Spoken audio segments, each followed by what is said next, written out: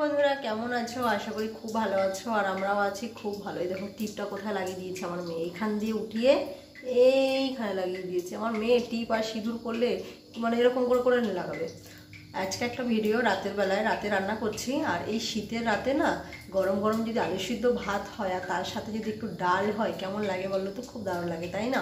আমার তো এরকম সিম্পল খাবার খুবই পছন্দ। কয়েকদিন ধরে এত রিচ খাওয়া হয়ে গেছে না, তো আজকে ভাবলাম রাতের বেলা একদম পাতলা করে ডাল করি আর হচ্ছে কি করছি তোমাদেরকে দেখিয়ে দিই। এই যে কুকারের মধ্যে রাইস বানিয়ে নিয়েছি, আলু সিদ্ধ আর রাইস এখনো গরম আছে। তার মধ্যেই করলাম এই কারণে যে তাড়াতাড়ি হয়ে যাবে এর জন্য। আর এখানে দিয়ে দিয়েছি সর্ষের তেল আর এখানে ডাল। এই যে দেখো ডালের মধ্যে কি দিয়েছি সেটা তোমাদেরকে দেখাই, যে পাতলা করে ডাল, তো ডালের মধ্যে কি দিয়েছি দেখাই। যে আলু দিয়ে টমেটো দিয়ে ডাল, এটা কিন্তু খেতে কিন্তু দারুণ লাগে। নতুন আলু দিয়ে করেছি। আলু কোনো সময় দেখি সবজি না থাকে না, আমার ঘরে কিন্তু অনেক সবজি আছে, তাও আমি আজকে আলু দিয়ে ডাল করলাম কারণ বাচ্চাটা খুব পছন্দ করে। আর আলুটা ভাজা টাজার থেকে আলুটা ডালের মধ্যে দিলে অনেক পছন্দ করে। আর দেখবে যখন মানে এমার্জেন্সিতে যখন দেখবে কি সবজি টবজি নেই তখন একটু ডালের মধ্যে আলু দিয়ে দেবে, দেখবে ওইটা খেতে না খুব দারুণ লাগে। আর এখানে সিমের মধ্যে হলুদ লবণ মাখিয়ে নিয়েছি, এটা ভাজা করব। আর এখানে বাঁধাকপি, অনেকটা বাঁধাকপি কুচিয়ে, চালের গুঁড়ো, কর্নফ্লাওয়ার, বেসন আর ময়দা, চারটে জিনিসই দিয়েছি।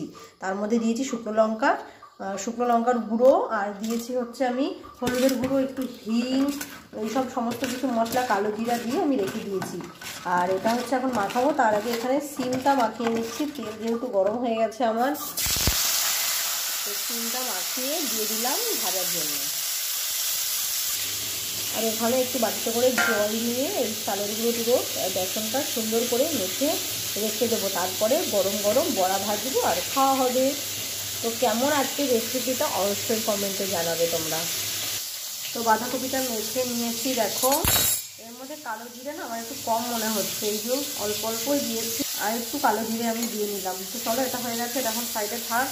আর এদিকে সিম ভাজাগুলো করে নিচ্ছি।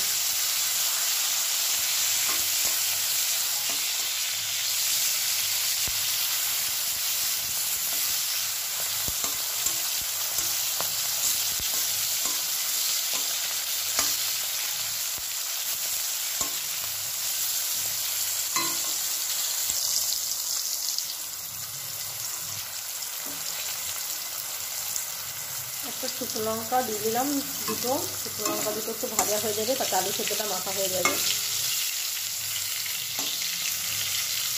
সিমটা একটু ভাজতে একটু সময় লাগে, তো একটু দেরি হচ্ছে।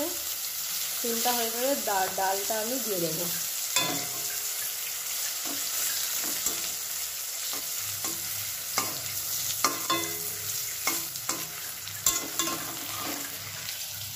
আর ছেলেকে দিয়েছি টিউশনে, তো ছেলে আসলে তাড়াতাড়ি করে খাইয়ে দাইয়ে ঘুম পাড়িয়ে দেবো, এই আর কি।